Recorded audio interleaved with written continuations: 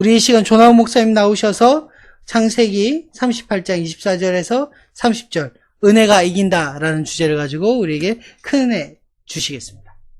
기도하겠습니다. 하나님, 이 시간에 말씀 묵상할 때 함께 하시고 또 영광을 받아 주시옵소서. 우리가 아버지의 마음, 아버지의 사랑을 또 기억하려 합니다. 그 사랑 위에 서게 해 주시옵소서. 의탁하며 예수님의 이름으로 기도하옵나이다. 아멘.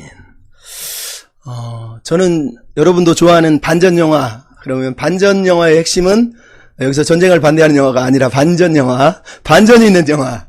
아마 식스센스가 가장 유명하지 않나. 또 하나는 디아더스라고 하는 영화가 유명합니다. 식스센스를 보면서 많은 사람들이 디아더스와 비슷하게 마지막 결론을 보고 그러면서 깜짝 놀라면서 뒤통수를 맞거든요.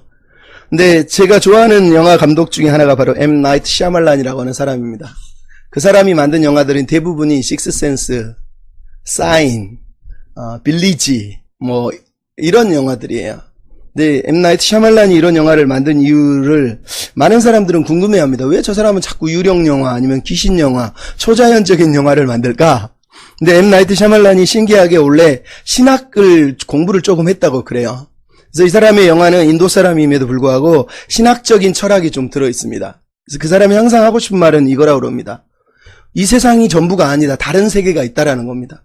우리는 이 세상이 전부인 줄 알고 붙들고 살지만 사실은 다른 세계에 눈을 뜨고 다른 세계가 있음을 기억하며 사는 게 필요하지 않느냐라는 얘기를 하고 있는 거거든요. 그럼 우리가 살아가는 세상의 역사를 정의를 하자면 이렇게 얘기할 수 있습니다. 죄의 역사 그리고 은혜의 역사가 충돌하고 있다. 이렇게 읽을 수가 있어요. 어거스틴은 하나님의 도성에서 이 세상은 세상의 나라와 하나님의 나라 두 바퀴가 돌아가고 있다고 얘기합니다. 하지만 결국은 로마가 무너지는 걸 보면서 어거스틴의 결론은 결국은 세상 나라는 무너지고 하나님의 나라가 온전하게 설 것이다 라고 이렇게 얘기를 했거든요. 이게 바로 성경이 그리고 우리에게 들려주고 있는 반전 이야기의 핵심 내용이라고 저는 생각합니다. 우리가 보는 세상은 죄의 수레바퀴가, 세상의 수레바퀴가 돌아가는 세상 이야기로 가득하지만 살다 보면 뜻밖에도 우연히 신기하게도 반전 영화처럼 놀라운 이야기들이 순간순간 튀어나옵니다. 어떻게 저런 일이 벌어질 수가 있을까? 절대로 그런 결과가 일어날 것 같지 않은데 어느 그 순간에 파멸해서 무너질 줄 알았던 그 사람이 변화되고 회복되는 이야기들이 가끔씩 등장한다라는 거예요. 야곱의 이야기 같은, 아니면 요셉의 이야기 같은, 그리고 유다의 이야기 같은 이야기들이 바로 그런 이야기입니다. 성경은 죄가 세상을 장악하고 있고 죄가 세상을 움직이고 있다고 말하지 않고 이 세상 후면에 뒷면에서 하나님이 하나님의 역사로 일하시고 하나님의 역사가 진행되고 있다라는 거예요. 죄가 이기는 것 같지만 결국은 하나님이 이기시고 은혜가 이기는 역사들이 이 땅 가운데 벌어지고 있다라는 거예요. 성경이 바로 그런 이야기다고 얘기를 하고 있다는 거죠. 오늘 본문 창세기 38장은 말 그대로 반전 영화와 같은 이야기, 그런 드라마입니다. 근데 많은 학자들이 창세기 38장을 읽으면서 본 라드라든가 브루그만이라는 학자들은 고민을 많이 했어요. 왜 창세기 38장 같은 이야기를 성경이 끼워 넣어가지고 사실은 37장은 39장으로 바로 이어지는데 요셉이 팔려나간 다음에 39장 1절은 팔려나간 요셉이 보디발의 집에 가서 이제 노예로 사는 얘기가 등장하거든요. 38장이 등장하지 않아도 되는데 굳이 38장을 끼워놓고 있다는 거예요. 그래서 폰 라드 같은 위대한 구약학자는 무의미한 이야기를 편집자들이 끼워 넣었다라는 거예요. 이거는 구약의 편집자들이 성경 이야기 여기저기를 끌어모으다가 보니까 그냥 쓸데없이 이야기를 여기다 집어넣었다 이렇게 얘기를 했어요. 브루그만 같은 사람은 그 대단한 학자가 이 이야기의 주제를 신학적인 의도를 아무리 찾으려 해도 사실은 찾을 수가 없다. 왜 이야기를 집어넣는지 이유를 모르겠다 이렇게 얘기를 합니다. 하지만 우리가 성경을 읽을 때는 자유주의자들의 시각이 아니라 최종 파이널 텍스트, 최종본이라고 하는 이 성경의 문학적인 구성을 받아들이고 이 책을 읽을 때 우리는 놀라운 이야기를 듣게 됩니다. 창세기 37장과 38장은 39장 사이에 38장이 꼭 있어야 된다는 거예요. 그게 창세기가 끌고 가고 있는 이야기의 핵심이기 때문이라는 거예요. 건전한 학자들은 대부분은 창세기 37장부터 50장을 요셉의 이야기라고 있습니다. 하지만 최근의 학자들은 창세기 37장부터 46장은 요셉의 이야기, 46장부터 마지막 50장까지는 이스라엘의 자손들의 이야기라고 읽어서 두 이야기를 다시 나누고 있습니다. 물론 그것도 맞는 얘기죠. 하지만 저는 그렇게 읽지 않고 창세기 37장부터 50장의 이야기는 이스라엘의 후손들의 이야기입니다. 하지만 중요한 건 이 후손들을 어떻게 번성할 것인가. 하나님이 야곱에게 네 자손들을 통해서 복을 주겠다 그랬는데 그 자손들을 어떻게 번성할 것인가. 그러면 그들이 번성하려면 먼저 보존을 해야 되는데 어떻게 보존될 것인가. 바로 요셉의 이야기가 그 증거거든요. 또 하나는 그러면 이들은 어떻게 보존될 것인가 뿐만 아니라 어떠한 삶을 통해서 보존되어야 하는가. 누가 이 이스라엘 백성들을, 이 후손들을 끌고 갈 언약의 상속사로 등장할 것인가라고 하는 질문이 동시에 등장하고 있다는 거예요. 그리고 우리가 알듯이 결국은 창세기 37장부터 시작되는 이 긴 50장까지 이야기의 맨 초반부에 요셉의 이야기와 유다의 이야기를 끼워놓고 있는 건 저자의 탁월한 문학적 의도가 있다라는 거고 신학적인 의도가 있다라는 거예요. 요셉은 말 그대로 하나님이 이스라엘 자손들을 보존하기 위해서 그들의 후손들을 생명을 보존하기 위해서 하나님이 미리 애굽에 보내서 모든 걸 준비하게 하는 그 모습으로 이스라엘의 육적인 장자로 요셉이 선택되었다고 얘기합니다. 근데 38장은 이제 유다라고 하는 사람이 등장합니다. 그리고 이 유다는 그가 이스라엘의 영적 장자로서 세워져야 될 이유, 왜 그가 영적 장자가 되었는가를 증거하는 핵심 키워드로 유다의 이야기가 등장하고 있다는 거예요. 즉 37장에는 이스라엘의 육적인 장자 요셉의 이야기를 통해서 요셉이라고 하는 예수님의 모형이 등장하고 있다면 38장은 이스라엘의 영적 장자인 유다가 영적 장자가 되기까지의 여정들을 통해서 예수 그리스도의 백성이 어떠한 구속의 백성으로, 어떠한 구속을 받을 백성으로 살아야 되는지를 증거하는 구속의 모델로서 유다의 이야기가 등장하고 있다는 거예요. 그 핵심에는 은혜가 있다는 겁니다. 그래서 우리가 요한복음을 읽을 때 수많은 사람들이 예수님이 나사렛 사람이라고 그러니까 나사렛에 무슨 선한 것이 나오겠느냐 했던 것처럼 오늘 보면 창세기 38장의 유다와 다말 이야기를 읽으면 이 콩카루 집안, 이 불륜과 근친으로 막 너무너무 지저분하게 얽혀있는 이 집안 이야기를 읽으면서 이 유다 이야기에 무슨 선한 것이 있겠느냐라고 질문을 하겠지만 성경은 단호히 얘기합니다. 비록 우리 눈에는 죄의 역사, 죄가 끌고 가는 이야기로 보이지만 하나님의 역사하고 하나님이 이기시는 이야기가 이 본문의 배경이 되고 있다라는 거예요. 삶이 어떠하든지 하나님은 이긴다라는 거. 하나님의 은혜는 우리를 이긴다라는 겁니다. 여러분 오늘 본문을 통해서 그래서 저는 두 가지 이야기를 들려주고 싶습니다. 사실은 똑같은 동년의 양면입니다. 한편에서는 죄라고 하는 세력이 계속해서 유다를 추적해가는 죄의 추적의 이야기가 등장하고 있습니다. 또 반대편에서는 동전을 뒤집으면 하나님의 은혜가 계속해서 유다를 향해서 추적해 들어가는 하나님의 추적의 이야기가 등장하고 있다는 거예요. 이 두 양면의 이야기는 한 이야기입니다. 사실은 하나님이 유다를 향해서 끊임없이 추적해 가셔서 그를 변화시키고 그를 하나님의 백성으로 바꿔가는 이야기가 오늘 본문에 등장하고 있기 때문이라는 겁니다.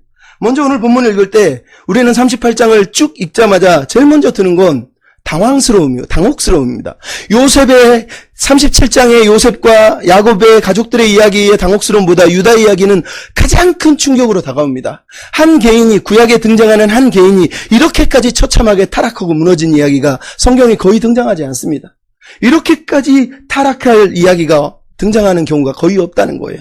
비록 다윗도 범죄하고 아브라함도 범죄하고 이삭도 야곱도 사기꾼으로 범죄하지만 유다처럼 이렇게 타락한 사람은 성경에 거의 없다라는 거예요. 말 그대로 구약의 탕자 이야기에 가장 근접한 사람이 있다면 유다라는 사람이에요. 이런 사람의 이야기를 읽으면서 우리에게 희망이 있을까? 이 사람은 희망이 있을까? 우리는 이 이야기를 읽으면서 뭘 배우라는 거야? 이런 고민을 할 수밖에 없다라는 거예요. 하지만 이 본문을 읽을 때마다 많은 사람들이 빠지는 유혹이 하나 있죠. 이 본문을 도덕적으로 읽는 겁니다. 이게 불륜이고 이게 근친상간이고 이게 잘못된 것이고 우리는 이렇게 살면 안 됩니다. 하나님 백성은 이러면 안 됩니다. 우리 마음속에 계속 울고져 나오는 거죠. 내가 유다보다 낫구나. 내가 저 사람보다 낫구나. 이런 마음들이 우리 안에 계속 들어오고 있다라는 거예요. 근데 여러분 오늘 본문은 도덕적인 판단을 저자가 하지 않습니다. 이유는 이 이야기는 도덕적인 판단을 내리기 위한 도덕적인 판단의 근거로서 들려주는 이야기가 아니라 하나님의 백성들에게 들려주고 싶은 신학적인 역사라는 거예요. 단순히 팩트를 들려주는 게 아니라 theological fact, 신학적인 사실을 통해서 저자가 하나님이 우리에게 들려주고 싶은 하나님의 마음이 이 이야기 속에 서려 있기 때문이라는 거예요. 그것들을 우리가 생각해 봐야 됩니다. 먼저 오늘 본문은 계속해서 죄라고 하는 것이 유다를 추적해가고 유다를 무너뜨리기 위해서 유다의 목을 물어뜯어서 그를 죽이기 위해서 달려들고 있는 모습을 우리가 보게 됩니다.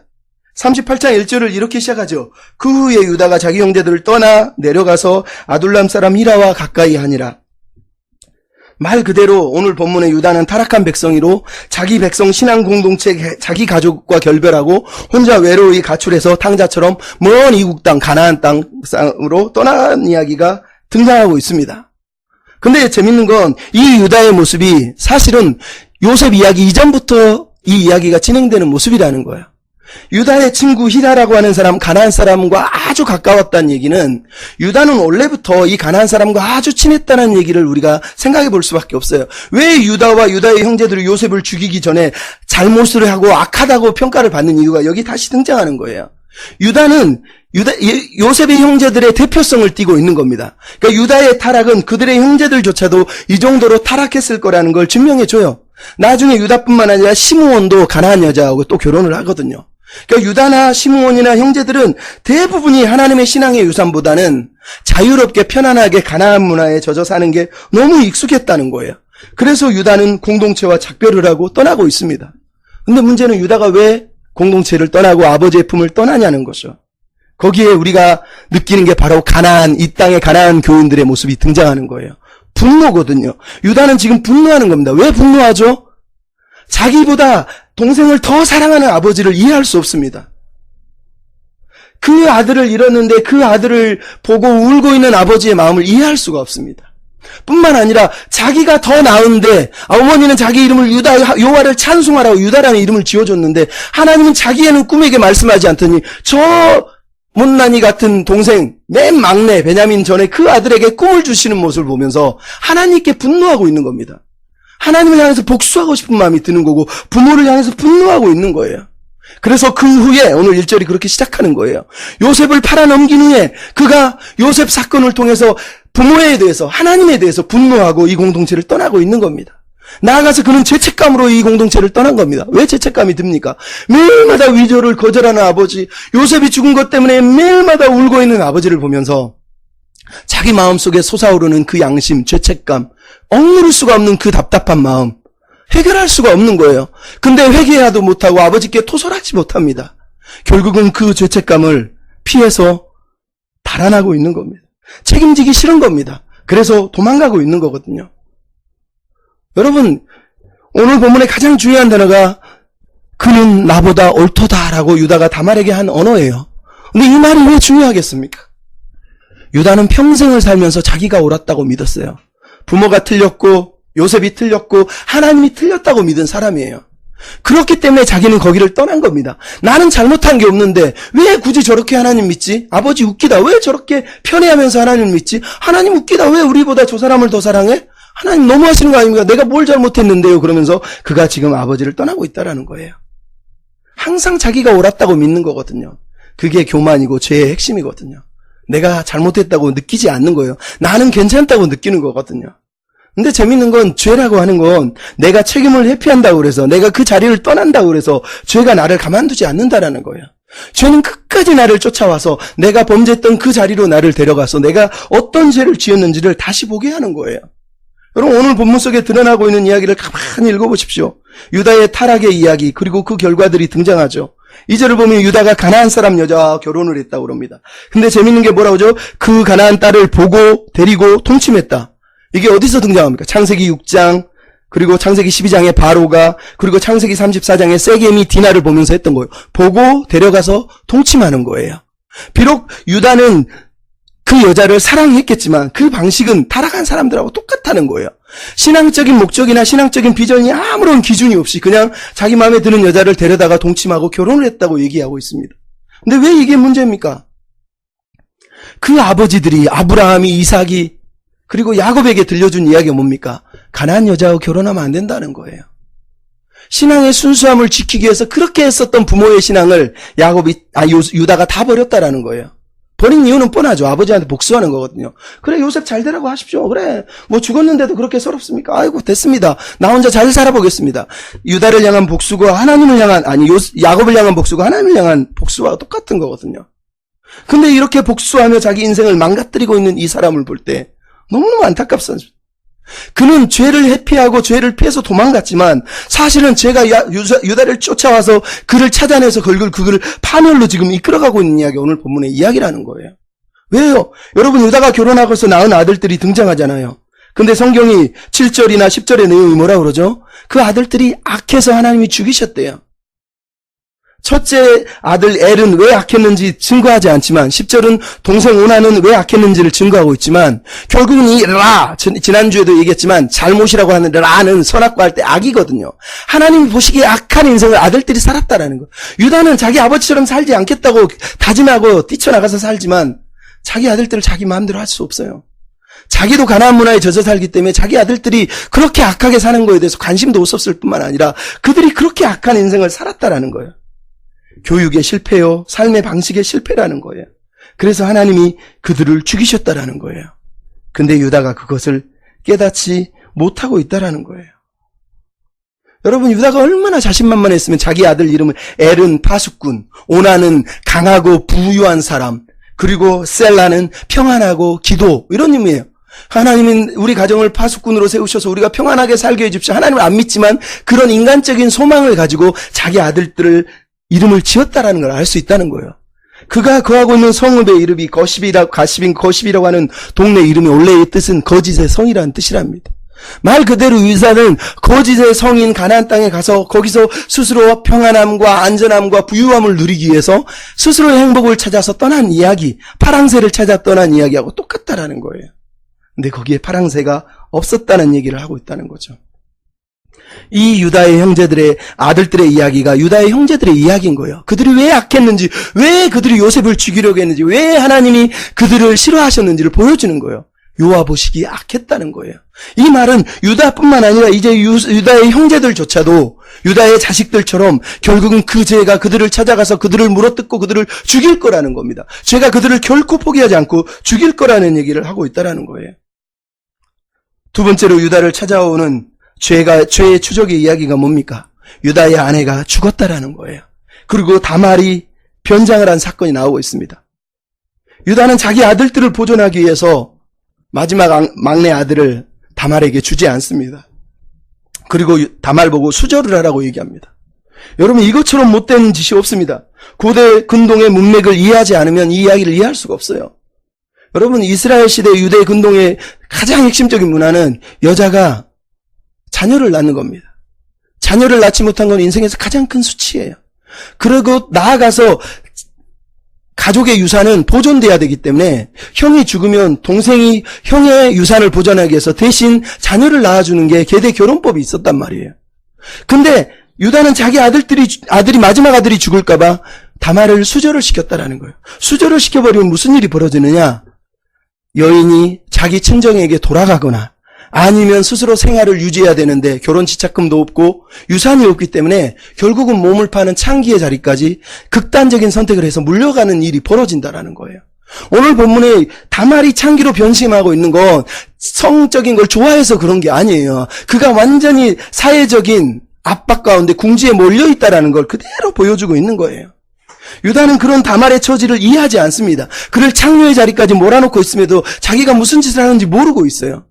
자기 부인이 죽었는데도 불구하고 그 죽음에 대해서도 심각하게 울지 않습니다. 아들에 대해서도 울지 않습니다. 물론 위로를 받았다고 얘기하죠.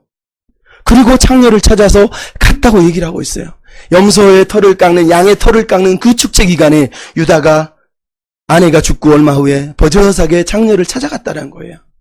여러분, 이게 유다가 보여주고 있는 죄성의 타락의 극치예요. 그는 삶의 기준이 하나도 없습니다. 그냥 자기 느낌대로 자기 마음대로 아무렇게나 살고 싶다라는 얘기를 지금 하고 있는 거거든요. 결국은 유다의 죄가 그를 어디까지 몰아가고 있는지 지금 보여주고 있는 거예요. 여러분, 죄라는 것이 상처를 내면 상처를 받으면 끝나지 않습니다. 그 상처가 또 죄를 만들어내요. 그 죄가 또 상처를 내는 거예요. 상처는 계속해서 죄를 만들고 죄는 상처를 만들고 상처는 또 죄를 만들고 죄는 상처를 내는 거거든요. 유다가 요셉을 죽이고 나서 그 죄악이 아버지에게 상처를 주고 하나님께 상처를 줍니다. 끝나지 않죠. 자기 아들들을 키우지 못하니까 아들들에게 상처를 주죠. 다말에게 상처를 주죠. 다말에게 상처를 주고 자기가 또 죄를 범하고 또 상처를 주고 또 죄를 범하는, 계속해서 죄가 물고 늘어져서 유다를 죽이려고 지금 달려들고 있는 걸 우리가 보게 된다라는 거예요. 그리고 오늘 본문의 유다와 다말의 만남의 이야기의 핵심에 바로 죄가 유다를 찾아내서 그 목에 목덜미를 콱 물었다라고 얘기하고 있는 거예요. 여러분, 이 이야기가 그래서 중요합니다. 이 창세기 38장이 가장 중요한 건 저자가 탁월한 문학적 장치를 통해서 이 이야기를 앞의 이야기와 동일하게 배열시켜 놓고 있기 때문이라는 거예요. 여러분, 창세기 38장에서 25절부터 26절에 가장 재미있는 이야기들이 등장합니다. 뭐냐면 다말이 임신했다는 소문을 듣고 나서 다말을 데려와서 신문을 하는데 다말이 유다에게 얘기합니다. 25절에 이 물건의 임자가 누군지 보십시오. 보십시오. 누구 것입니까? 유다가 알아보고 네가 옳도다 이랬다는 거예요. 근데 여러분, 여기서 등장하는 단어, 사람을 보내어 이것이 누구 것인지 청한데 보십시오. 그가 알아보고 이르되, 이 네 단어가 정확하게 창세기 37장 31절부터 34절에 등장합니다. 유다와 형제들이 요셉을 죽인 다음에 채색옷에 피를 묻히고 나서 32절에 이렇게 시작하죠. 채색옷을 아버지께 보내어 아버지께 이르기를 이것이 누구 것인지 보십시오. 자, 보소서. 아버지가 알아보고 이르되 라고 얘기합니다. 여러분, 이 이야기는 의도적이네요. 창세기 38장은 의도적으로 창세기 37장의 이야기를 통해서 유다가 회피하려고 했던 그 죄가 결국은 유다를 찾아와서 유다의 목을 콱 물었다는 얘기를 하고 있는 거예요. 다말을 보면서 자기가 지은 죄가 지금 그대로 적나라하게 드러나고 있는 거예요. 또 하나는 염소를 통한 속임의 모티기가 등장한다라는 거예요.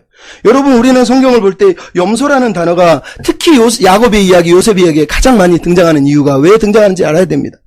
여러분, 야곱이 아버지를 속일 때 어떻게 합니까? 창세기 27장 9절로 16절에 보면 어머니가 염소 새끼에게 가서 염소 새끼를 가져다가 별미를 만들고 염소 새끼의 가죽을 벗겨서 그를 에서처럼 꾸밉니다. 재밌죠? 근데 창세기 37장 29절은 요셉을 죽이고 나서 뭐라고요? 유다가 뭘 했다고요? 순염소에 피를 묻혀서 이게 요셉입니다. 요셉이 죽은 증거입니다 했다라는 거예요. 근데 오늘 본문에 다말이 어떻게 하고 있습니까? 아버지를 속이고 나서 유다가 염소 새끼를 그에게 보냈는데 다말이 거기 없었다는 거예요. 여러분, 염소라고 하는 단어가 지금 이 27장부터 계속 등장하고 있는 이유가 무엇이겠습니까? 바로 유다의 죄가 야곱의 죄와 똑같은 죄라는 거예요. 아버지를 속이고 다말을 속이고 하나님을 속이는 그런 속임의 죄를 짓고 있다라는 거예요. 그 죄를 짓는 그가 그게 죄인지 몰랐는데, 그래서 다말을 불살라 죽이려고 했는데 완전히 내로남불이죠. 근데 그 죄가 자기를 확 목을 물었다고 얘기를 하고 있는 거예요. 여러분, 유대인들이, 특히 랍비들이 그래서 창세기 미드라시 해석이라고 하는 창세기 라바라고 하는 책에 보면 이 본문을 이렇게 해석을 했어요. 들어보십시오. 거룩하시고 찬양받으시기에 합당하신 분이 유다에게 이르기를 네가 염소로 네 아비를 속인 것처럼 다말도 너를 속일 것이다. 거룩하시고 찬양받으시기 합당하신 분이 유다에게 이르기를 네가 네 아버지를 청컨대 보십시오 했던 것처럼 다말도 너에게 청컨대 보소서라고 말할 것이다. 여러분, 유대인들이, 랍비들이 이 창세기 37장과 38장을 읽으면서 이 두 이야기가 얼마나 끈끈하게 엮여 있는지, 유다의 죄가 얼마나 끈끈하게 지금 이 다말의 이야기를 통해서 다시 재현되고 있는지를 그들이 읽었다라는 거예요.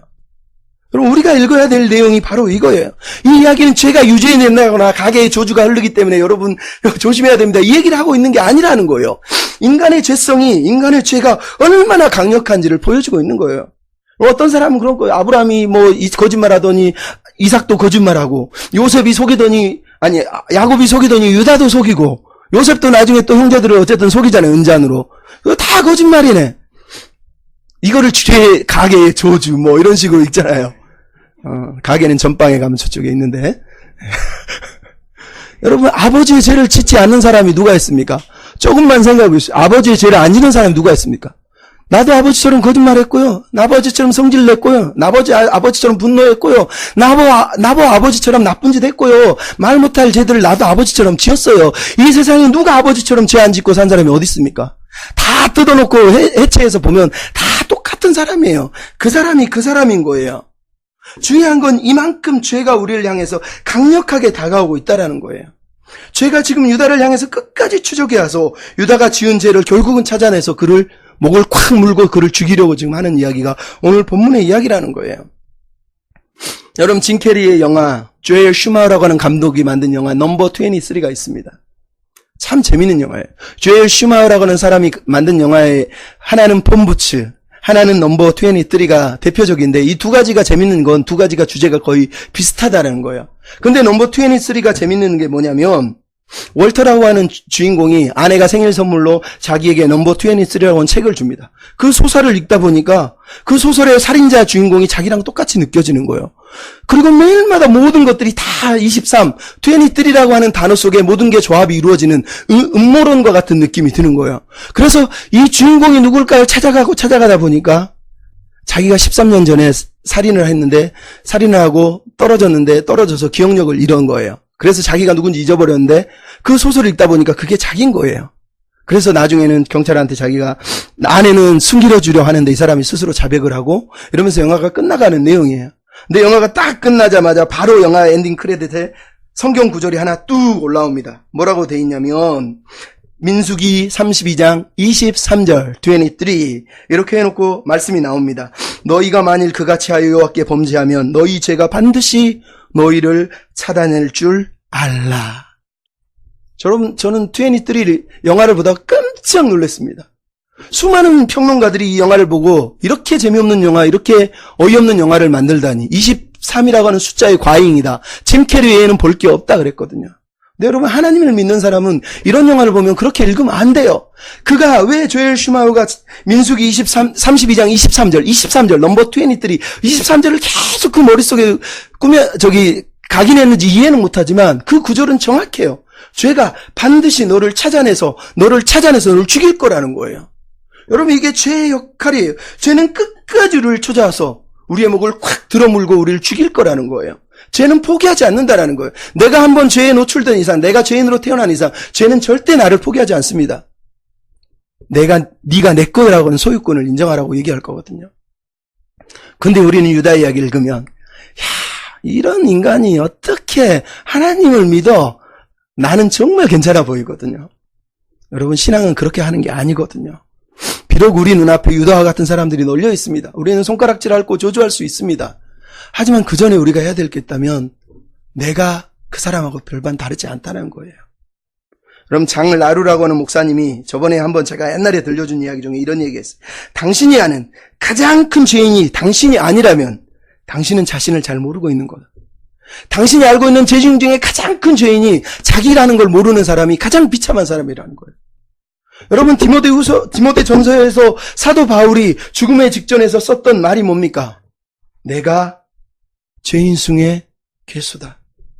주님이 우리를 구원하러 세상에 오셨는데 내가 죄인 중에 괴수다. 근데 그게 과거형이 아니라 현재형이라는 거예요. 디모데전서 1장을 보면 그 과거형으로 뭐라고 쓰냐면 나는 비방자였고 박해자였고 폭행자였는데 그런 내가 은혜를 입었다라면서 과거 이야기를 들려줍니다. 그러다가 갑자기 현재형으로 바꿔서 내가 죄인 중에 괴수다. 내가 죄인 중에 가장 나쁜 놈이다라고 사도 바울이 스스로 고백하고 있는 거예요. 여러분, 그래서 우리가 사도를 보면서 이 사람이 얼마나 은혜에 붙들려 사는지를 알 수 있는 거예요.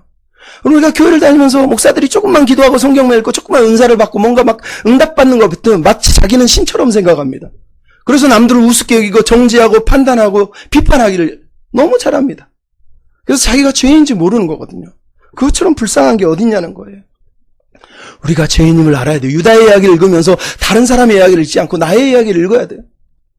여러분, 우리가 속을 다 뒤집어 보면 하나님 앞에서 안 부끄러울 사람이 어디 있습니까? 다 부끄럽거든요. 우리가 안 그런 척하고 사는 거지. 중요한 건 이런 유다에게, 소망이 없어 보이는 유다에게 하나님이 소망을 가지고 계셨다라는 거예요. 하나님이 포기할 인생은 하나도 없다라는 거예요. 하나님이 못 고칠 사람이 하나도 없다라는 걸 오늘 본문은 들려주고 있죠. 왜? 하나님의 은혜가 포기하지 하신 하나님이 유다를 추적해오는 하늘의 사냥개가 돼서 그를 계속 쫓아왔다라는 거예요. 죄만 그를 쫓아오고 있는 게 아니라 하나님이 그를 쫓아오고 있었다라는 거예요. 하나님은 여전히 그를 포기하지 않고 있었다라는 거예요. 그 증거가 뭡니까? 아까도 읽었지만 동전의 양면이에요. 다시 들어보면 되거든요. 첫째, 하나님이 계속 보고 계셨다는 거예요. 7절로 10절에 여호와께서 보시기에 여호와는 계속 요셉을 죽인 유다의 삶, 그가 그를 살아낸 삶의 모든 여정을 다 보고 계셨다는 거예요. 그래 너 그대로 살아라가 아니라 그를 붙들고 그를 변화시키기 위해서 하나님은 포기하지 않고 계속 보고 계셨다는 거예요. 그는 일하고 계셨다라는 거예요.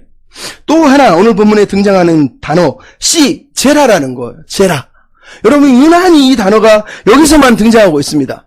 유다가 그 씨를 엘에게서 오난에게서 낳아야 될 그 씨를 다말 때문에 죽을까봐 못 낳고 있어요. 근데 이 씨가 제라예요. 제라라는 단어가 하나님께서 창세기 3장에서 여인의 후손을 얘기할 때 쓰던 단어고 아브라함에게 내가 이 땅을 네 자손에게 주겠다 할 때 쓰는 그 단어를 지금 말하고 있는 거예요.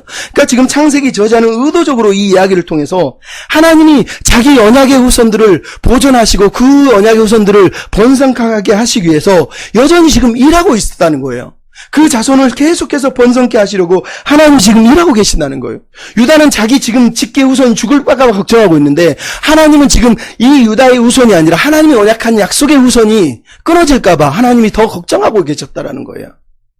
유다는 인간적인 눈에 사로잡혀서 딱 거기에서 멈췄는데 하나님은 당신의 언약을 지금 포기하지 않고 있는 거예요. 후손을 번성하게 하겠다. 그 약속을 지키기 위해서 여인의 후손을 통해서 이 죄책과 이 죄를 무너뜨릴 사단의 머리를 깨뜨릴 그 후손을 주시기 위해서 유다를 보고 계시고 유다를 향해서 그 계획과 그 약속을 포기하지 않고 지금 지키고 있다는 걸 우리가 보게 된다는 거예요. 나아가서 오늘 본문 38장 32절에 뭐가 나오죠? 유다가 다말이라고 하는 다말이 아니죠. 그 당시는 여자를 찾다가 못 찾으니까 염소 새끼를 찾고 못 찾으니까 그를 찾지 못했다 그러면서 부끄러움을 당할까 했다 얘기합니다. 이 말은 좋은 말은 아니에요. 하지만 그래도 느끼는 게 있죠. 그가 부끄러움을 그래도 양심으로 조금은 느끼고 있다라는 걸. 아, 이게 부끄러운 일이구나라는 걸 그나마 느끼고 있다라는 거. 여기에 소망이 그나마 있었다라는 거예요. 하나님의 은혜가 그의 양심을 여전히 만지고 있었다라는 얘기를 하는 거거든요. 여러분, 우리가 이 땅의 교회를 보면서 슬퍼하는 이유가 뭡니까? 교회에서 성범죄를 당해도 신천지 세습을 해도 마귀가 비난하면 마귀 탓, 뭐 나쁜 짓을 하고 하기를 속여 먹어도 마귀 탓, 신천지 탓, 자기는 잘못한 게 없다는 거예요. 전혀 부끄러우지 않거든요. 수치심을 모르거든요. 그게 우리가 아파하고 있는 이 땅의 슬픔 아닙니까? 그나마 유다가 낫다는 게 아니라 그나마 소망이 보이는 건 그래도 그가 죄책감을 느끼고 있다라는 거예요. 죄책감을 느끼고 있다라는 거예요.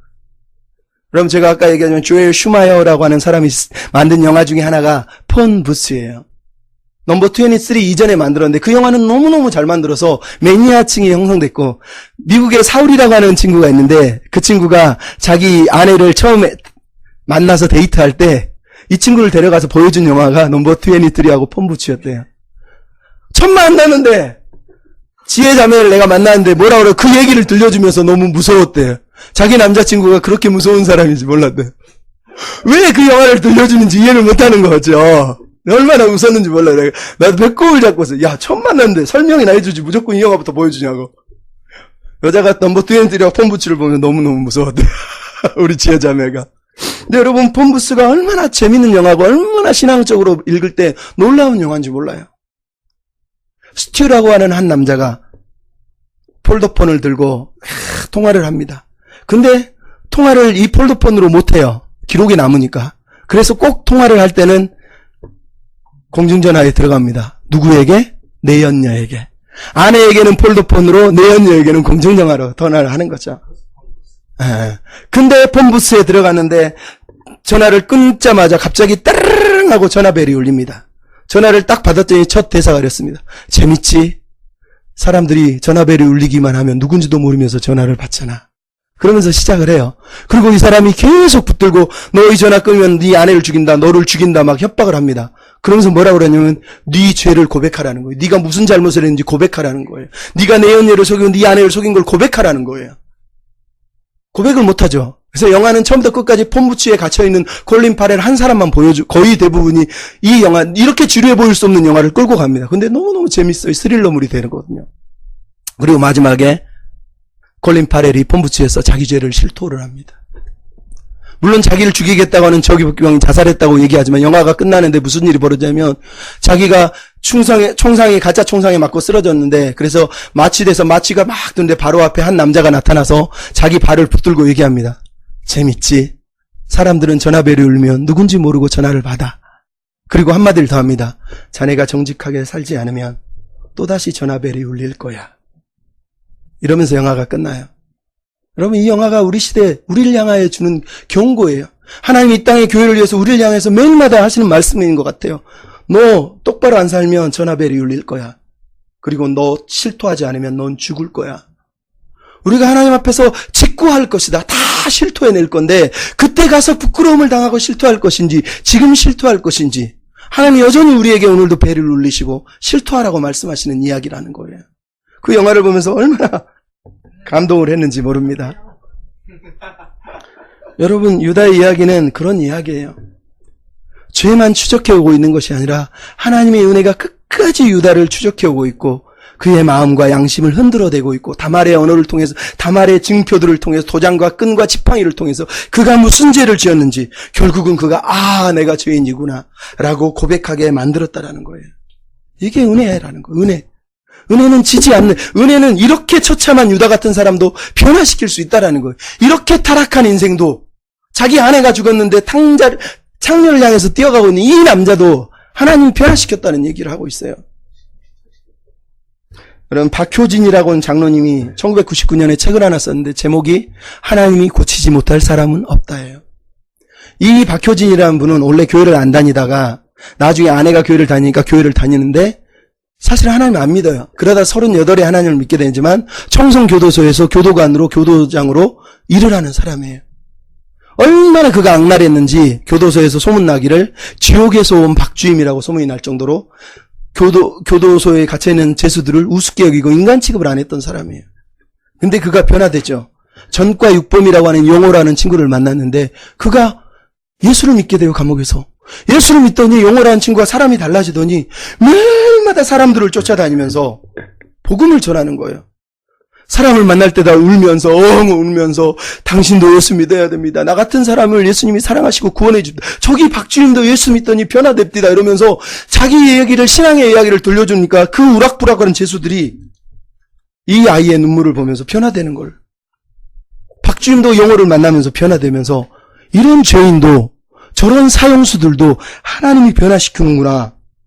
이렇게 비참한 곳, 지옥 같은 곳, 세상에 소망이 없는 곳, 모든 사람이 포기해버린 사람들이 우글우글하게 사형을 기다리는 그 사람들조차도 하나님이 포기하지 않고 계시더라는 거예요. 어떤 사람은 두영이라고 하는 사람은 목에 밧줄이 갈려서 마지막 사형 버튼이 내리면 밑에 판자가 쫙 열리고 목이 끊어서 죽는데 죽으려고 하는 그 순간 갑자기 하늘 가는 밝은 길이 너무 놀래가지고 그 안에 있는 사람들이 누구 노래야? 서로 보다 보면 아무도 노래를 안 부르는 거야. 보니까 그 유리창 건너에서 제수가 죽기 전에 노래를 부르고 있더라는 거야. 그리고 탁 문이 열리면서 그가 죽더라는 거예요. 그걸 보면서 그가 하나님이 저런 사람도 변화시키는구나. 우리는 다 포기했고 저런 사람이 어떻게 구원받아? 저런 사람이 왜 예수를 믿어? 저런 사람은 절대 예수 믿으면 안 돼 했던 사람도 구원해 주시더라는 거예요. 하나님이 고치지 못할 사람이 없대요. 소망이 있지 않습니까? 여러분 오늘 본문을 보십시오. 은혜가 얼마나 강력한지 이렇게 처참하게 깨진 유다를 찾아오셔서 결국은 죄가 아니라 은혜가 유다의 목을 콱 물어뜯고 유다 지파의 사자로 그를 세워가는 모습을 우리가 보게 되잖아요. 우리가 할 일은 죄의 추격과 은혜의 추격 앞에서 우리가 죄의 종이 될 것이냐 아니면 은혜를 붙들고 그 추격 앞에 무릎을 꿇고 그는 나보다 옳도다라고 회개하면서 굴복할 것이냐. 그게 우리에게 주어진 숙제인 거예요. 여러분 빅터 프랭클이라고 하는 사람 죽음의 수용소에서 삶의 의미를 찾아서라고 하는 책을 썼던 사람 나치에게 3년 동안인가 포로 수용소를 살면서 남들은 다 그 저주받은 인생에서 자살하고 죽어가는데 그 감옥에서도 삶은 의미가 있어라고 의미를 붙들고 살았던 사람. 그래서 오스트리아 빈출생으로 나중에 로고테라피라고 삶의 의미를 가르쳐주기 위해서 상담하고 치료를 했던 그 사람이 이런 말을 했어요.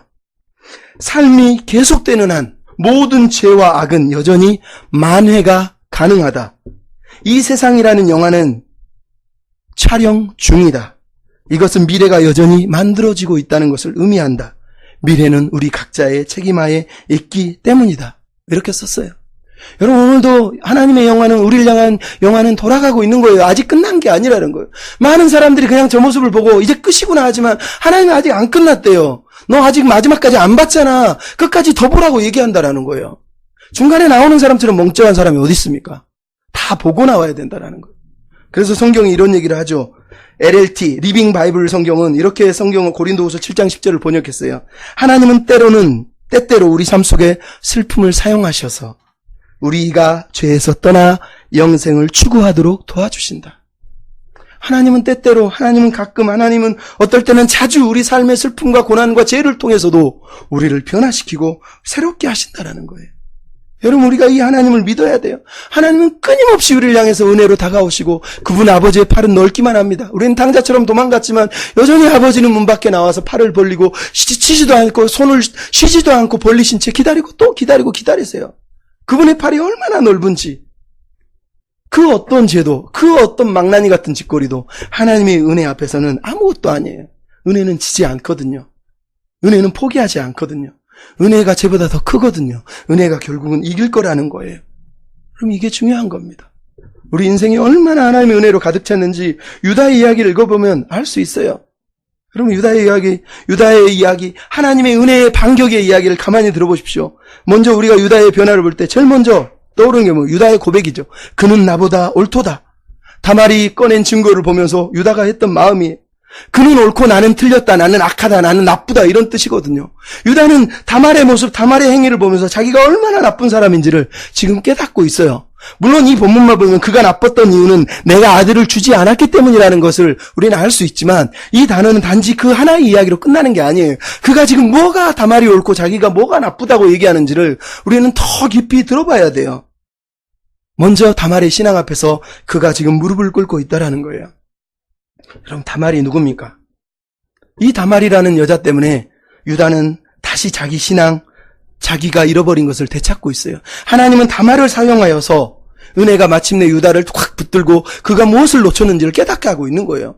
여러분 사무엘상 25장에 보면 아비가일의 이야기가 등장합니다. 다윗이 아비가일을 만나기 전에 무슨 일을 보여요? 24장하고 26장에 사울을 죽일 환경이 처합니다. 첫 번째는 용서해 줍니다. 26장에서는 사울을 죽일 수 있는 이제 분노와 혈기가 드러나 있어요. 왜? 나발을 보면서 자기를 거짓 취급하는 나발을 보면서 다윗이 완전히 분노로 충만하거든요. 나발을 죽였다면 그는 사울도 당연히 죽였을 거예요. 근데 그가 나발을 죽이지 못하는 이유, 아비가일이 그를 찾아와서 당신이 하나님의 왕이고 하나님이 세운 사람인데 어떻게 사람을 죽이려 하십니까? 하나님이 보시기에 당신은 그렇게 살 사람이 아니잖아요. 그가 거기서 무너지는 거예요. 그래서 두 번째 사울을 죽일 수 있는데 죽이지 못하는 이유가 바로 아비가일이거든요. 오늘 본문의 이야기에 마찬가지예요. 유다는 계속 망가져서 자기 며느리 다말을 불러 태워 죽여도 아무도 뭐라 하지 않아요. 자기 죄를 덮어도 돼요. 자기는 아무 잘못도 없다.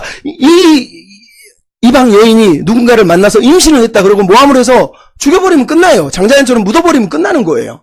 근데 유다는 그렇게 못하고 있어요. 왜? 다말을 통해서 하나님이 그를 만지신 거거든요. 다말을 통해서 그가 깨달은 게 있거든요. 무엇을 깨달았겠습니까?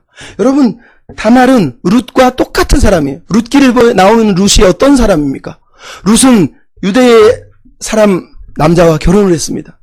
근데 기근이 드니까 모압 땅으로 갔는데 무슨 일 벌어지죠? 남편이 죽습니다. 자식도 없습니다. 시어머니만 남습니다. 큰 며느리는 고향으로 떠나버립니다. 어머니가 룻에게 얘기하잖아요. 나오미가 너 네 동서처럼 너도 네 신에게 돌아가라. 나는 아무것도 가진 게 없다. 여러분 룻의 모습이나 다말의 모습이 똑같은 처지입니다. 솔직히. 왜? 남편도 죽었지. 자식도 없지. 홀아버지도 아니지만 유다가 뭐 엄청난 늙은이가 아니에요. 지금 유다의 나이는 42, 3세 정도 되기 때문에 엄청나게 나이 많은 사람은 아니지만 무슨 소망이 있냐고요. 근데 이 여자가 지금 왜 이렇게 애를 낳으려고 하죠?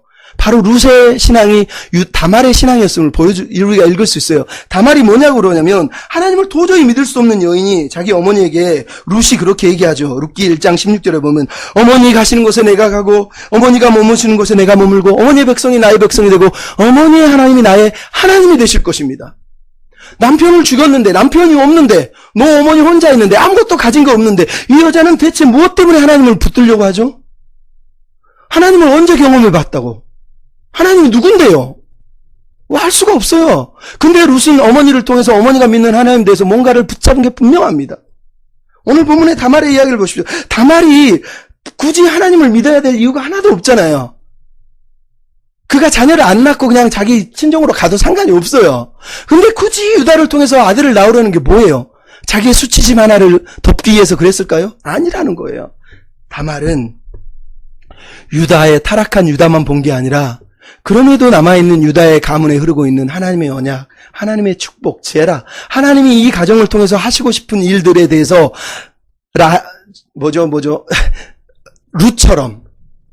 룻처럼, 그리고 이방 여인 라합처럼 하나님의 소문을 듣고 하나님에 대해서 뭔지 모르지만 그가 받아들이고 하나님의 언약의 비전에 지금 그가 굴복해 있다는 걸 우리가 알 수 있다는 거예요.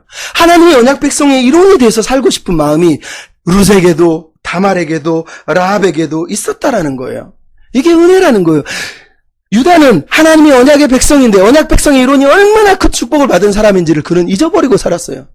내가 하나님의 백성이 된 게 뭐가 중요해? 우리 아버지처럼 믿는 하나님 나는 믿고 싶지 않아. 요셉만 사랑하는 하나님 나는 필요 없어. 이렇게 생각했는데 다말은 하나님을 믿는 자기보다 하나님을 안 믿었을 여인이 더 하나님 앞에 끈끈하게 붙들려 있는 걸 보면서 유다는 지금 깨어지고 있는 거예요. 이 다말의 신앙 앞에 무너지고 있는 거예요. 얼마나 다말의 신앙이 위대했으면 유대인들이 이 다말을 보면서 불륜과 근친상간으로 손가락질하고 있는 것이 아니라 우리가 아는 룻기에 보면 룻기 4장 12절에 뭐라고 그러죠? 여호와께서 젊은 이 여자로 말미암아 내게 제라 상속자를 주셔서 네 집이 다말이 유다에게 낳은 베레스의 집 같게 하시기를 원한다. 유대인들이 얼마나 다말을 칭송하고 있는지 우리가 듣게 돼요. 뿐만 아니라 마태복음 1장은 뭐라고 그러죠? 유다는 다말에게서 베레스와 세를 낳고 베레스는 나중에 이세는 다윗을 낳고 다윗을 통해서 예수 그리스도가 나왔다. 다말의 이 신앙이 결국은 메시아의 후손을 이었다라고 성경이 칭송을 하고 있다는 거예요. 바로 유다가 잃어버린 신앙이에요. 다말이 들려주고 있는 신앙. 하나님의 언약의 백성이 되는 것, 언약의 축복의 백성의 일원이 되는 건 아버지 집에서 편안하게 사는 것보다 더 위대한 거예요. 자식을 잃었다고 남편을 잃었다고 그래서 그게 그 축복을 압도하지 못한다는 거예요. 이 축복이 더 크다는 거예요. 그러므로 유다가 여기서 깨달은 게 뭐겠습니까? 언약의 자손에 대한 거죠. 그는 자식들이 잃어가는 것을 보면서 내 마지막 자손을 살려야 되겠다 이런 고민을 하고 있었지만 결국은 다말의 이 끈끈한 이 열정을 보면서 자기 자손이 단순하게 그냥 내 후대가 아니라 하나님의 언약의 자손, 하나님의 언약을 물려받을 후손이라는 걸 그가 지금 붙들고 있는 거예요. 37장에서는 하나님의 꿈, 하나님의 계획의 반역자로 요셉을 죽이려고 했다면 38장에서 그는 하나님의 언약의 후손을 죽이는 그 씨를 말살하려고 하는 사단의 계략에 빠져있던 사람이었다는 거예요. 그런 그가 지금 다말을 보면서 이 축복을 인식하고 자기를 통해서 언약의 후손이 나올 것이라고 하는 하나님의 비전을 은연중에 그가 붙들고 있거나 아니면 저자가 그것을 가르쳐 주려고 하고 있다는 거예요. 더 놀라운 건 오늘 본문에서 쌍태 이야기가 등장한다는 거예요. 이게 유다를 변화시키는 근본적인 또 하나의 이유입니다. 여러분, 자기 며느리 다말이 다시는 다말을 쳐다보지 않았지만 쌍태를 낳았답니다. 근데 쌍태 이야기가 재밌죠? 하나가 손을 터치고 나오려고 했는데 홍시를 묶었더니 들어가고 둘째가 먼저 튀어나와 버렸어요. 그래서 홍시를 묶은 애를 세라, 먼저 나온 놈을 둘째로 낳아서 베레스라고 했다는 거예요. 근데 이야기가 왜 재밌습니까? 홍실, 붉은 줄, 에서 이야기거든. 지금 유다는 자기 다말을 통해서 뭘 보고 있냐면 단순하게 쌍둥이 이야기가 아니라 자기 아버지의 이야기, 자기 큰아버지의 이야기를 지금 자기 삶에서 다시 경험하고 있는 겁니다. 자기에게 큰형이 붉은 줄을 메고 나오는 모습을 보면서 동생이 먼저 튀어나가는 모습을 보면서 여전히 인간의 갈등과 싸움과 다툼의 이야기지만 그런 이 모습 속에서 아버지의 야곱에게 시작된 이야기가 자기에게 다시 시작되고 있다는 거예요. 하나님이 야곱에게 품으신 그 비전을 요셉이 아니라 자기를 통해서 다시 시작하고 있다는 거예요. 나를 통해서 다시 하나님이 이 땅을 변화시키고 이 갈등과 다툼과 분노와 분쟁을 끝내기 위해서 자기 자손들을 통해서 다시 하나님의 언약이 시작되고 있는 하나님의 일하심을 지금 그가 목도하고 있는 거라는 거예요.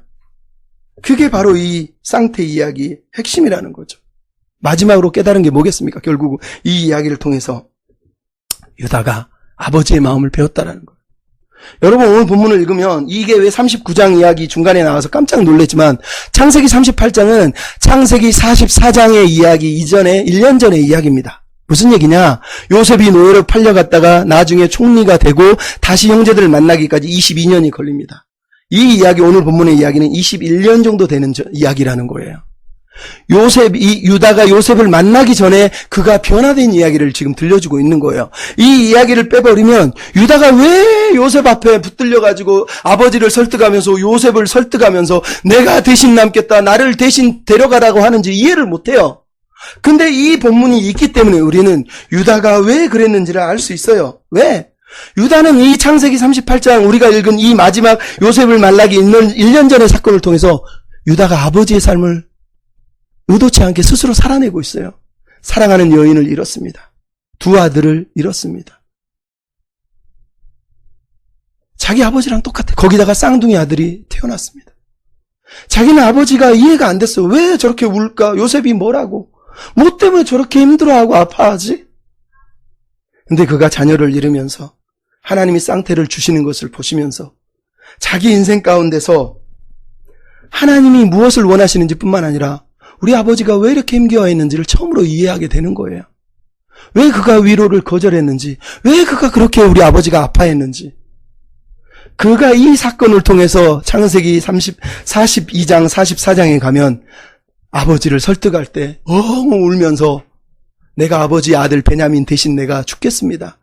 걱정하지 마세요. 이 아들을 내가 꼭 데려오겠습니다. 다시는 그 아버지의 슬픔을 넘겨주지 않으려고 하는 모습을 보게 돼요. 그게 그대로 등장하고 있다라는 거예요. 이게 바로 오늘 본문이 들려주고 있는 가장 핵심적인 이야기라는 거예요. 창세기 43장 9절에 보면 뭐라고 그러냐면 내가 그를 대신해서 담보가 될 테니 아버지 베냐민 데려가게 해주세요. 그가 안 오면 내가 대신 죽을게요.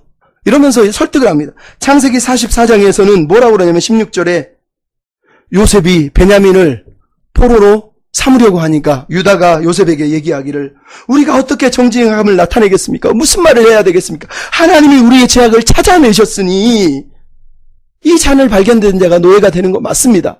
하지만 우리 아버지가 이 아들 때문에 죽을지 모릅니다. 이 아들이 안 돌아가면 우리 아버지는 죽을 거예요. 큰형도 죽었다고 해서 그렇게 슬퍼하신 분이 이 둘째가 죽으면 이제는 더 이상 살 이유가 없습니다. 제가 대신 남아서 대신 죽을게요. 노예가 될게요. 우리 동생 좀 보내주세요. 유다가 엉엉 울면서 요셉을 설득하고 아버지와 요셉을 설득하는 이야기가 창세기 43장 44장에 나와요. 이 요셉의 통곡 때문에 유다의 통곡 때문에 요셉이 45장 1절에 애굽 사람들이 다 들을 정도로 엉엉 대성 통곡을 하며 울었다는 거예요. 요셉은 형들이 얼마나 변화됐을까? 아직도 변화된 존재들은 아닌가 고민하고 있었는데 유다가 형들 중에 가장 악랄하고 가장 못된 사람이 가장 뜨거운 사랑의 사람으로 아버지를 사랑하는 사람으로 동생을 위하여 사는 사람으로 자기 목숨까지 내려놓는 사람으로 지금 등장하고 있는 걸 보면서 울고 있는 거예요. 울고 있는 거예요. 요셉이 통곡을 한 이유가 바로 거기 있다는 거예요. 그래서 고든 에남이라고 하는 창세기 주석가가 이렇게 했어요. 우리가 창세기 44장 18절로 34절에 이르면 이토록 놀랍게 달라진 유다를 만나볼 수 있다는 게 놀랍지 않느냐. 베냐민의 석방을 위해서 극진한 사랑을 보여주고 아버지의 깊은 고통을 묘사하기 위해서 따스하고 부드러운 모습으로 요셉에게 호소하는 것을 보라. 유다는 이제 변화된 사람이라는 것을 우리에게 보여주고 있는 것이다. 이 사건은 유다가 다말에게 네가 나보다 옳도다라고 말했던 그때 그가 이미 변화를 시작했다는 것을 보여주는 것이다. 이 다말과 유다의 이야기를 빼버리면 우리는 유다가 왜 요셉에게 이렇게 간곡하는지 이해할 수 없을 것이다. 이렇게 평을 했다라는 거예요. 그럼 이 다말과 유다의 이야기가 유다를 얼마나 변화시켰는지를 그대로 보여주고 있다라는 거예요. 그래서 여기에 중요한 단어가 담보물이에요. 담보물. 다말이 담보물을 달라고 그랬잖아요. 담보물 알아본. 근데 창세기 43장이나 49장에 유다가 아버지한테 내가 담보가 될 때 할 때 그 담보가 알아보니 창세기 44장에서 내가 요셉에게 내가 대신 담보가 될게 내가 대신 죽을게 했을 때 그 담보가 알아보니 창세기에서 유일하게 딱 등장하는 데가 38장과 43장 44장에 등장하는 것. 두 이야기가 끈끈하게 엮여 있다는 걸 우리가 알게 되는 거죠. 결국은 다말의 사건과 쌍태 사건을 통해서 유다는 하나님의 마음을 배우게 됐어요. 죄가 자기를 물고 늘어뜨려서 죄를 피하고 죄의 책임을 회피하려고 하다가 끝까지 망가지고 타락하고 추락해서 무너져서 이제 파멸의 궁덩이로 떨어져서 죽어버릴 것 같은 그 사람에게 하나님은 찾아오시고 하나님의 은혜는 찾아오시고 다말을 통해서 찾아오시고 죄책감을 깨닫게 하시고 찾아오셔서 그를 고치시고 그를 치유하시고 그를 통해서 메시아가 어떻게 우리를 치유하시고 그 백성들이 어떻게 치유의 삶을 살아내야 되는지 여전히 자기 자식들이 다툼과 분쟁 속에 태어나지만 그 후손을 통해서 여인의 후손이 나올 것이고 이 다툼을 무너뜨리고 이 사탄의 계략을 무너뜨리고 이 죄의 추적을 끝내고 마침내 인간을 새롭게 세우실 그 하나님을 유다가 지금 여기서 발견한 거예요. 사단보다 더 강한 죄보다 더 강한 은혜의 하나님이 그 은혜가 결국은 이기고 있는 걸 우리가 지금 보고 있다는 거죠. 은혜가 승리하는 거예요. 여러분 해리 클라크라고 하는 사람이 1883년에 영국 LG 태생으로 미국, 캐나다, 영국, 미국, 캐나다 이런 데를 다니면서 어려서 고아로 살다가 고아원에서 도망쳐서 계속 딴 나라를 돌아다니면서 방랑자로 살아가요. 그러다가 그가 나중에 예수님을 만나요. 그리고 나서 예수님을 만난 다음에 나중에 그가 무디, 빌리그레암 만나 같이 다니면서 찬양을 하면서 복음을 전하는 사람이 돼요. 근데 그가 찬양을 하나 지었죠. 그 찬양의 내용이 이렇습니다. 사랑의 주, 내 마음속에 찾아오사, 내 모든 죄 사하시고, 내 상한 맘 고치소서. 하나님의 은혜가 그런 거예요. 우리가 하나님을 붙들면 그네가 우리 마음속에 오셔서 우리를 찾아내셔서 우리를 고치시고 우리 죄를 싸매시고 우리를 치유하시는 거예요. 은혜가 이깁니다. 유다도 변화시킨 하나님이 우리를 변화시키지 않겠습니까? 그분의 은혜를 생각하면서 우리 찬양합시다. 주 예수 내 맘에 오사, 사랑의 주님 내 마음에 오셔서 이 마음을 만져주시고 내 상한 마음을 고쳐주십시오. 은혜로 치유해 주십시오. 3절입니다. 주 예수님 내 맘에 오사, 날 정결케 하시고, 그 은혜로 내 맘에 채워 늘 충만케 하소서. 사랑의 주, 내 마음속에 찾아오사, 내 모든 죄 사하시고 내 상한 맘 고치소. 우리 작게 고백합니다. 사랑의 주, 사랑의 주, 내 마음속에 찾아오사, 내 모든 죄 사하시고 내 상한 맘 고치소서. 하나님 제게 참 두려운 게 많습니다. 잘 모르는 것도 너무 많습니다.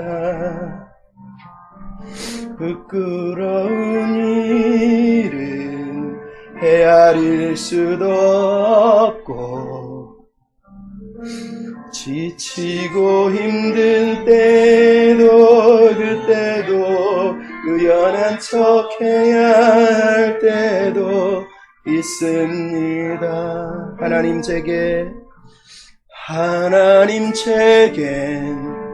참 두려운 게 많습니다.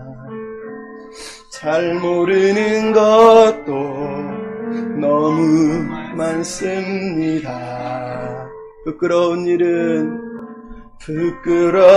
일은 헤아릴 수도 없고,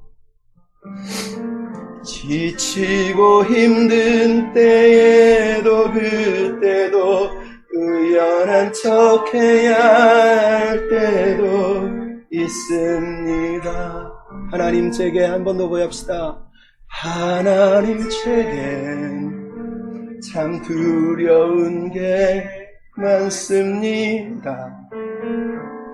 잘 모르는 것도 너무 많습니다. 부끄러운 일은 헤아릴 수도 없고, 지치고 힘든 때에도 그때도 의연한 척 해야 할 때도 있습니다. 그래도 아버지, 그래도 하나님 아버지, 하나님을 아버지라 부를 수 있어서 난 참 좋습니다. 오 나의 하나님 아버지, 하나님을 아버지라 부를 수 있어서 난 참 다행입니다. 그래도 하나님 아버지, 하나님을 아버지라 부를 수 있어서 난 참 좋습니다. 오 나의 하나님 아버지, 하나님을 아버지라 부를 수 있어서 난 참 좋습니다. 우리 시간 기도할 때 나는 숨기고 싶고 나는 피하고 싶고 그래서 나는 수많은 죄와 또 수많은 어두움과 또 수많은 허물들을 모른 척, 잊어버린 척, 안 그런 척 살려고 합니다. 하지만 하나님은 우리의 수치를 드러내시고 우리의 죄악을 드러내시고 은혜는 끝까지 우리를 찾아와서 은혜의 백성, 하나님의 백성으로 다시 우리를 세우려 하십니다. 하나님은 포기하지 않으시고 은혜는 지지 않을 것이고 하나님이 우리를 향한 계획은 꼭 이루실 것이고 승리하실 것입니다. 지금의 내 모습이 전부가 아니고 하나님의 영화가 끝나는 게 아닙니다. 주님, 우리가 마지막까지 이 믿음의 길을 걷게 하시고 은혜의 주격 앞에 무릎 꿇게 하시고 은혜를 따라 믿음의 길을 걸어가고 승리하신 주님 앞에 설 수 있게 해주시옵소서. 사랑합니다. 하나님, 은혜로 승리하게 도와주십시오. 고백하며 나아갑시다. 사랑하는 주님, 우리가 유다와 다말의 이야기를 봅니다. 특별히 타락해서 무너져 가버린, 끝까지 추락하여 더 이상 소망이 없는 자처럼 살아가는 유다를 봅니다. 심지어 창녀를 향하여 뛰어가고 있는 사람, 하나님과 부모에게 복수하려, 세상에 복수하려 자기 인생을 향해서 미친 듯이 달려가는 그 사람. 하지만 하나님은 그를 선택하셨고 그를 버리지 아니하셨고 그를 포기하지 아니하셨고 심지어 그의 죄악된 행동과 모습까지 사용하셔서 그를 만지시고 고치시고 변화시키시고 하나님의 백성으로, 하나님의 사람으로 세워가는 것을 우리가 봅니다. 죄가 그의 목덜미를 물고 그를 죽이려 하지만 하나님의 은혜는 그를 포기하지 않고 죄보다 더 크신 은혜가 결국은 이겼으며 죄가 아니라 은혜가 승리했음을 포기하지 하신 하나님이, 끝까지 나아가신 하나님이, 발을 거두지 아니하신 하나님이 이 탕자를 찾아내셨고 끌어안으셨고 다시 그를 세우셨습니다.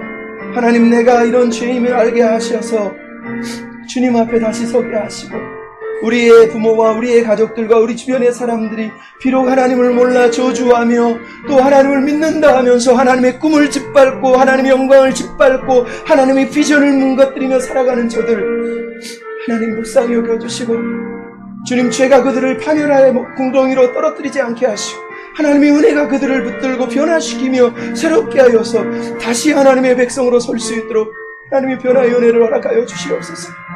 이 땅의 교회 가운데, 이 땅의 하나님의 백성들 가운데, 또 이 땅에 하나님을 모르며 죽어가는 수많은 사람들 가운데 그 은혜를 부으셔서 은혜가 승리하였음을 증거하는 백성들을 세워 주시옵소서.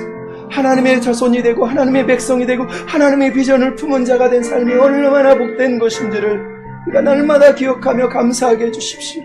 내가 부유하고 안전하고 내가 평안하게 사는 것보다 내가 하나님의 자녀로 하나님의 백성으로 아버지의 이름을 부르며 사는 것이 얼마나 큰 복인지를 날마다 고백하며 감사할 수 있도록 하나님 우리를 사용해 주시옵소서.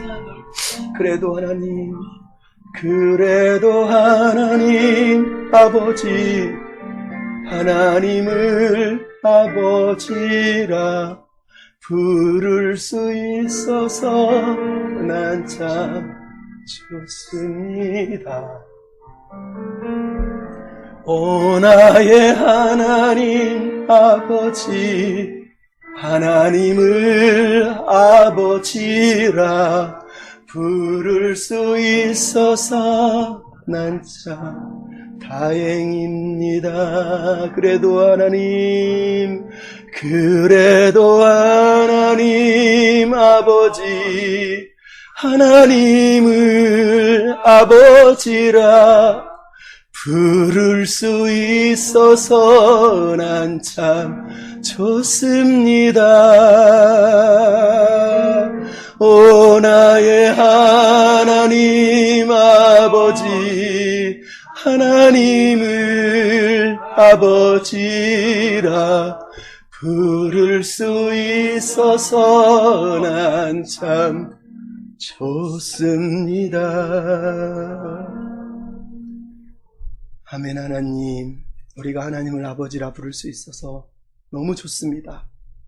우리가 하나님의 자녀가 돼서 아버지라 고백할 수 있어서 너무 감사합니다. 어쩌면 유다와 같고 유다보다 더할지도 모르는, 아니 더한 우리 인생을 하나님 찾아오셔서 유다를 바꾸듯이 우리를 바꾸시고, 유다를 만지듯이 우리를 만지시고, 그를 고치듯이 우리를 고치시고, 그를 살려내시려 아들을 주기까지 사랑하신 그 사랑을 우리가 오늘도 기억합니다. 그 은혜가 이겼음을 인하여 오늘 우리가 감사하고, 우리 삶을 향하신 하나님의 은혜가 이 작은 공동체와 이 연약하고 초라하고 사소해 보이고 평범한 이 삶을 통해서도 그 은혜가 지지 않을 것임을, 이길 것임을 믿고 우리가 오늘 주 앞에 섭니다. 하나님, 이 삶을 통해서 영광을 받아주시옵소서. 오늘 우리가 드린 예배, 우리가 드린 예물, 우리가 드린 삶의 고백, 또 우리 연약함 주님 받으시고 주의 나라 영광을 위해서 또 복되게 우리를 사용해 주시옵소서.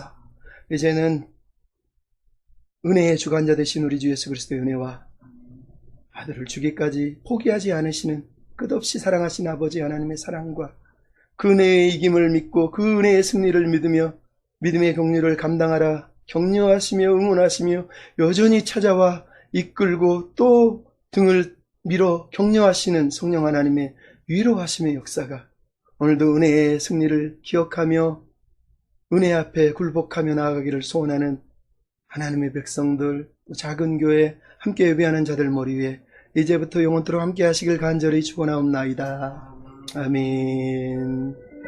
사랑하는 아버지, 사랑을 받으시고 삶을 통해 영광을 받으소서. 그 은혜 앞에 감사하며 사랑하며 살게 해주시옵소서. 아버지 사랑합니다. 받으시옵소서.